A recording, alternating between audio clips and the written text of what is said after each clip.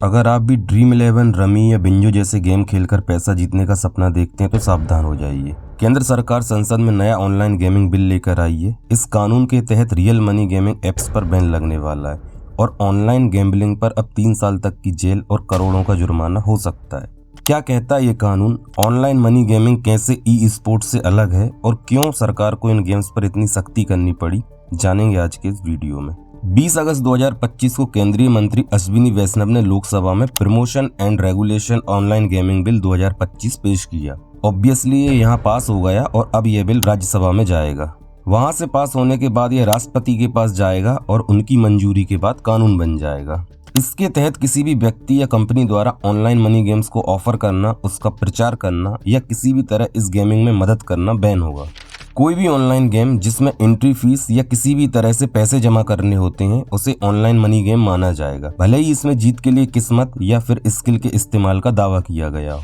सभी online money games के विज्ञापन पर पूरी तरह बैन लगाया जाएगा। बैंक या कोई भी फाइनेंशियल फर्म्स इन ऑनलाइन गेमिंग प्लेटफॉर्म के पैसे का ट्रांजैक्शन नहीं करेंगे। बिल के ड्राफ्ट के मुताबिक ऑनलाइन मनी गेम खिलाने वाले को 3 साल तक की सजा और 1 करोड़ तक का जुर्माना देना होगा। वहीं दोबारा ऐसा करने पर सजा बढ़ाकर 5 साल तक की जा सकती है और जुर्माना 2 करोड़ तक हो सकता है। गेमिंग ऐप का प्रचार करने पर 2 साल तक की जेल और 50 लाख तक का जुर्माना हो सकता है। तो अब सवाल उठता है कि ये ऑनलाइन मनी गेमिंग आखिर है क्या? भारत में वीडियो गेम्स की शुरुआत टीवी स्क्रीन या गेमिंग डिवाइसेस पर खेले जाने वाले गेम्स से हुई थी। बाद में ऐसे ही कई गेम्स ऑनलाइन भी खेले जाने लगे, जैसे पबजी वगैरह। आमतौर पर इन गेम्स को खेलने के लिए कोई एंट्री फीस नहीं देनी होती, ना ही इन्हें खेलने पर जीतने वाले के लिए इनाम की रकम रखी जाती है। इन गेम्स को ई स्पोर्ट्स कहा जाता है। लेकिन बीते कुछ सालों में ऑनलाइन गेमिंग में एक नई इंडस्ट्री शामिल हुई है, रियल मनी गेमिंग यानी RMG इंडस्ट्री। इस इंडस्ट्री का बिजनेस मॉडल है गेमिंग ऐप पर पैसा लगाकर ऑनलाइन कोई गेम खेलना और जीतने पर कमाई करना। नए कानून के तहत सरकार इन्हीं गेम्स पर बैन लगाने की तैयारी कर रही है। पूरी दुनिया में सबसे ज्यादा ऑनलाइन गेमिंग यूजर्स भारत में हैं, लगभग 59 करोड़। इनमें से 14.8 करोड़ लोग ऐप्स पर गेम्स खेलने के लिए पैसे खर्च करते हैं और हर ऑनलाइन गेमिंग यूजर सालाना करीब 1848 रुपए ऐप्स पर खर्च करता है। 2024 में भारत का गेमिंग मार्केट 31,500 करोड़ रुपए का था, जिसमें से करीब 86% रेवेन्यू सिर्फ रियल मनी गेमिंग इंडस्ट्रीज का है।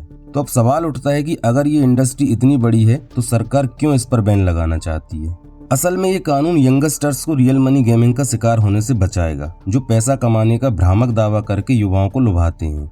लूमिकाई की रिपोर्ट के अनुसार देश में फैंटेसी स्पोर्ट्स एप्स के 43% यूजर्स की उम्र महज 18 से 30 साल की है। ये लोग फैंटेसी स्पोर्ट्स में रोजाना करीब 55 करोड़ रुपए लगा रहे हैं। इन एप्स पर टेरर फंडिंग के भी आरोप हैं। भारत की फाइनेंशियल इंटेलिजेंस यूनिट की 2022 की रिपोर्ट में कहा गया था कि गेमिंग प्लेटफॉर्म पर 2000 करोड़ रुपए का लेन देन ऐसा था जिसमें से ज्यादातर पर टैक्स नहीं लगा। इसका इस्तेमाल कहाँ हुआ, इसका भी पता नहीं चला। अब सवाल उठता है कि जब भारत में इतना सब चल रहा था तो क्या इस कानून से पहले इंडिया में इन गेम्स को रेगुलेट करने के लिए कोई कानून नहीं था? असल में रियल मनी गेमिंग की 2 कैटेगरी हैं, स्किल बेस्ड गेम और game of chance. Gaming platform दावा करते हैं कि ludo, carrom, chess, poker, rummy जैसे ताश के पत्ते के खेल या ऑनलाइन फैंटेसी क्रिकेट गेम असल में स्किल बेस्ड गेम हैं, जिनमें यूजर्स का अपना दिमाग, गेम की उनकी स्किल और अनुभव का इस्तेमाल होता है। वहीं ऑनलाइन कसिनो गेम, सट्टा वगैरह को गेम ऑफ चांस माना जाता है। भारत में पब्लिक गैम्बलिंग एक्ट 1867 के अनुसार स्किल गेम्स लीगल हैं, जबकि गेम ऑफ चांस इलीगल है। पब्लिक गैम्बलिंग एक्ट के अलावा इनकम टैक्स एक्ट, लॉटरी अधिनियम 1998, फेमा 1999 और GST कानून ऑनलाइन गेमिंग पर लागू होते हैं। लेकिन गेमिंग कंपनियां इन्हीं कानूनों में विरोधाभास का फायदा उठाकर अरबों का बिजनेस कर रही थीं। अब नए कानून ने स्किल बेस्ड गेम और गेम ऑफ लक का अंतर खत्म कर दिया है। तो दोस्तों, मामला एकदम साफ है। अगर आप सिर्फ टाइम पास या एंटरटेनमेंट के लिए गेम खेलते हैं तो टेंशन लेने की जरूरत नहीं है।